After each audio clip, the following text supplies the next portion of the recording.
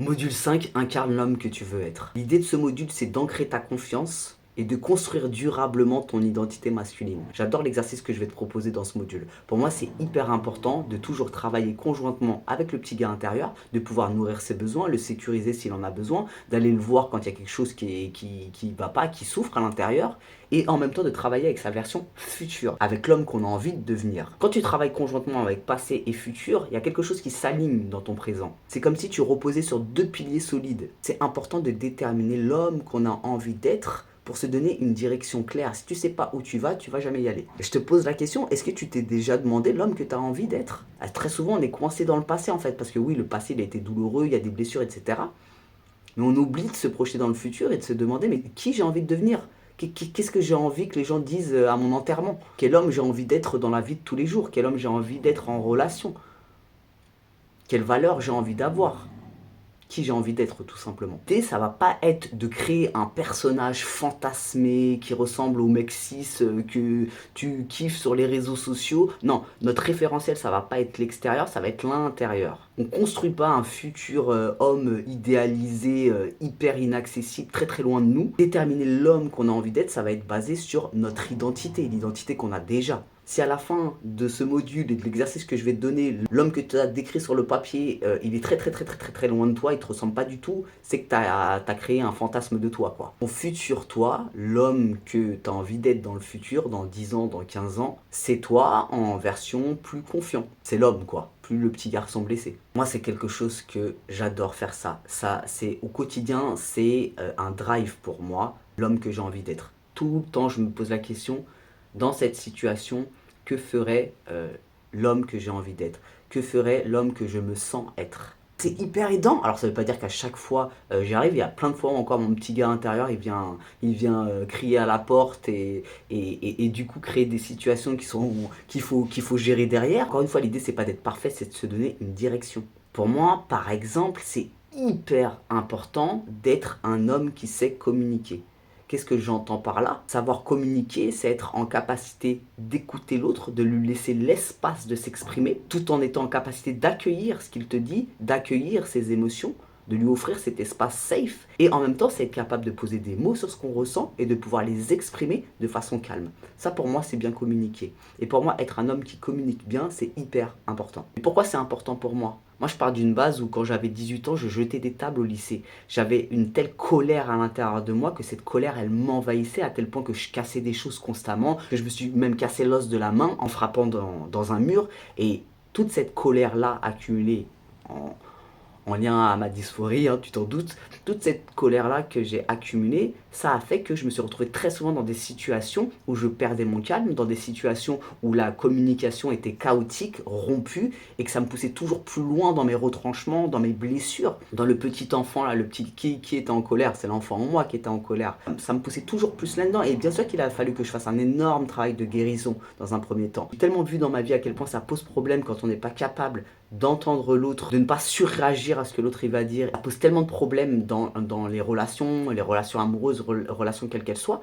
Moi aujourd'hui je veux plus ça. Ça fait des années que je travaille sur le fait d'être quelqu'un qui communique bien, notamment au sein de mon couple. Et franchement, je peux me vanter en disant ça. J'ai fait un travail extraordinaire parce que d'où je pars, aujourd'hui je suis évidemment beaucoup plus calme, mais c'est surtout que j'ai acquis, je pense, une compétence en communication, carrément, notamment dans la communication de couple. Pour moi, c'est hyper important quand, par exemple, avec ma copine, on a un différend et qu'elle me dit des choses, c'est hyper important de rester branché, non pas sur le petit garçon blessé qui va se sentir rejeté, mais de rester branché sur Hunter dans 10 ans, l'homme qui a cette compétence de communication. Et donc, ça signifie pouvoir l'écouter dans les retours qu'elle va me faire et de pouvoir exprimer moi aussi les choses calmement. Est-ce que tu commences à saisir la nuance entre le fait de fantasmer quelque chose? Peut-être que pour toi ça c'est pas important, t'en as rien à foutre, tu vois ce que je veux dire?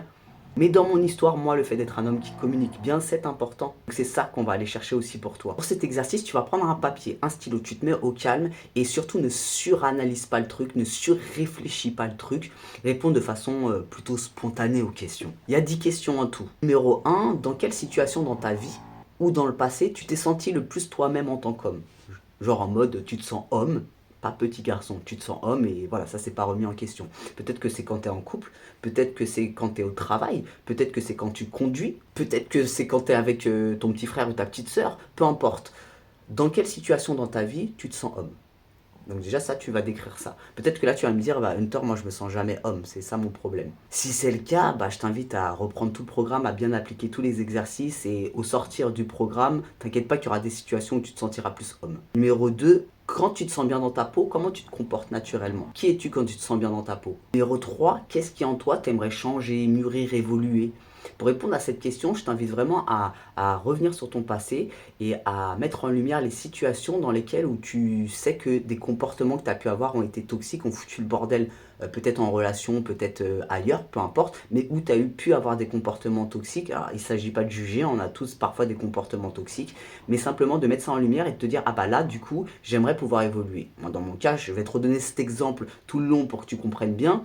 Bah, le fait d'avoir des fois pété des câbles, forcément, ça m'a posé des problèmes avec les profs, à mon travail, dans mes relations. Donc, si là, j'étais à ta place et je faisais l'exercice, je me dirais, bah moi, des situations qui ont pu me poser problème, des situations où j'ai perdu mon calme, des situations où je me suis senti attaqué, donc j'ai attaqué. Donc, bah ça, c'est un endroit où j'aimerais évoluer, c'est-à-dire apaiser ma colère et pouvoir mieux communiquer. Numéro 4, si tu devais avancer, ne serait-ce que de 10% vers une version de toi plus confiante, tu serais qui? Ce serait quoi? Par exemple, si aujourd'hui tu as des difficultés à parler aux gens parce que tu te sens peu confiant en toi, peut-être qu'une situation de 10% où tu as un peu plus confiance, ça serait tout simplement de pouvoir oser regarder un peu plus les gens dans les yeux quand tu leur parles. Peut-être que si tu n'as pas encore démarré ta transition et que tu n'oses pas trop te faire encore appeler par ton prénom masculin, ce serait de pouvoir, dans les nouvelles situations, te faire appeler par ton prénom masculin, dire voilà, je m'appelle comme ça. Peut-être que si tu as envie de faire du sport et que tu n'oses pas,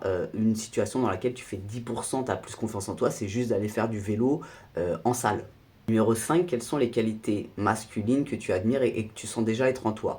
Attention, quand je parle de qualités masculines, ça peut être autant des qualités féminines. Bon, là, je m'adresse à toi, mec trans, qui a envie de devenir confiant en tant qu'homme. Et il ne s'agit pas de mettre les choses dans des catégories, il s'agit de savoir, toi, qu'est-ce que tu considères être des qualités masculines, tu vois, tout simplement. Là, forcément, on va quand même se baser un petit peu sur ce qu'on peut voir des autres hommes, qu'est-ce qu'on admire chez eux, mais tout en jaugeant à l'intérieur de soi, est-ce qu'on se sent avoir ce truc-là ou pas quand même. Par exemple, tu peux admirer un homme qui va être très protecteur et sentir que toi, tu as ce côté-là où tu as ce besoin et cette envie de protéger l'autre. Numéro 6, quelle valeur tu as envie d'incarner dans ta masculinité, tout simplement. Moi, par exemple, c'est important d'être un homme loyal, fidèle, qui communique bien, qui protège. Peut-être que c'est cliché, ma façon de me vivre en tant qu'homme, mais c'est ce que je suis. Peut-être un peu moins cliché, moi je suis quelqu'un de très créatif et c'est hyper important pour moi d'exprimer ma créativité.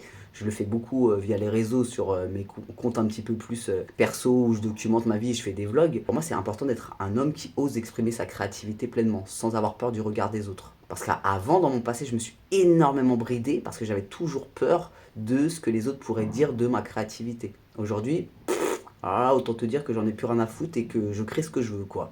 Donc voilà, peut-être ça c'est important pour toi. Peut-être c'est de cette façon que tu vas te sentir plus confiant. Petite parenthèse, si tu n'arrives pas à répondre à toutes les questions, c'est pas grave, te prends pas la tête en fait. Là, on est en train de déterminer plus ou moins qu'est-ce qui ressort, qu'est-ce qui est important pour toi, à quel moment tu te sens bien. Numéro 7, comment tu veux que les gens se sentent quand ils sont avec toi. Une façon de répondre à cette question, ça va être de se projeter à sa mort. C'est ton enterrement, qu'est-ce que les gens disent sur toi? Comment tu as envie qu'on se souvienne de toi, quoi, tout simplement. Donc, ton toi du futur, cet homme-là dans 10 ans, disons, comment il prend soin de lui? C'est quoi son alimentation? C'est quoi son hygiène de vie? Alors là, peut-être que oui, tu vas comparer à des choses que tu connais. On va voir dans le temps, est-ce que ça colle vraiment à ta personnalité ou pas. C'est sûr que si tu as un TDAH et que tu détermines que l'homme que tu as envie d'être dans 10 ans, c'est un homme ultra organisé, tout carré tout le temps, bon, c'est peut-être pas très réaliste, tu vois. Je te demande de travailler avec toi quand même, hein. Numéro 9, quel style est là? Bon, voilà, là on se fait un peu plaisir aussi. Tu vas très certainement peut-être te dire voilà, j'aime bien le style d'un tel ou d'un tel, j'aimerais avoir ça, j'aimerais être comme ça. Bon, là on fantasme un petit peu. J'évite les questions trop sur le physique, sur cet exercice. Tu comprends bien que ce qu'on détermine, c'est l'homme confiant que tu as envie d'être dans le futur.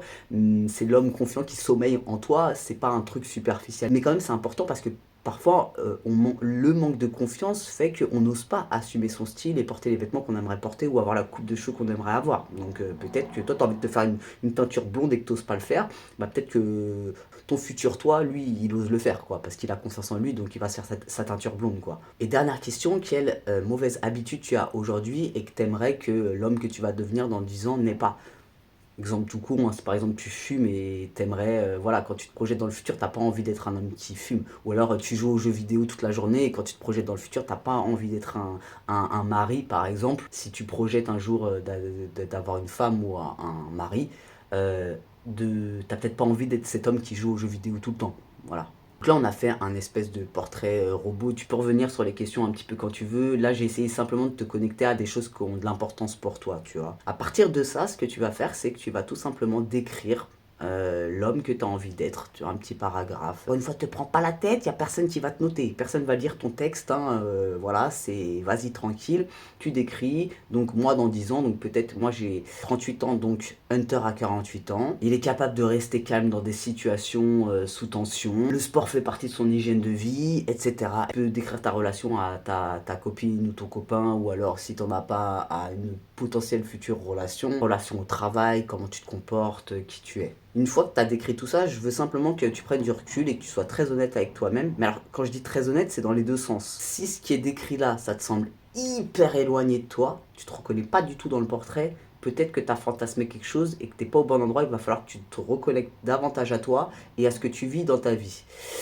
À l'inverse, vu que tu as reçu ce programme parce que tu manques de confiance en toi-même, peut-être que tu vas lire, tu vas dire non, non, c'est trop éloigné de moi, alors qu'en fait, non. T'as pas écrit des trucs au hasard. C'est aussi important de bien te réguler et de te dire non, mais si cette qualité-là, tu l'admires chez quelqu'un, c'est pas pour rien. Si tu as écrit ça, c'est pas non plus pour rien. Donc c'est important, tu vois, de savoir prendre le recul sur soi et de se dire attends, est-ce que ça c'est réaliste ou pas?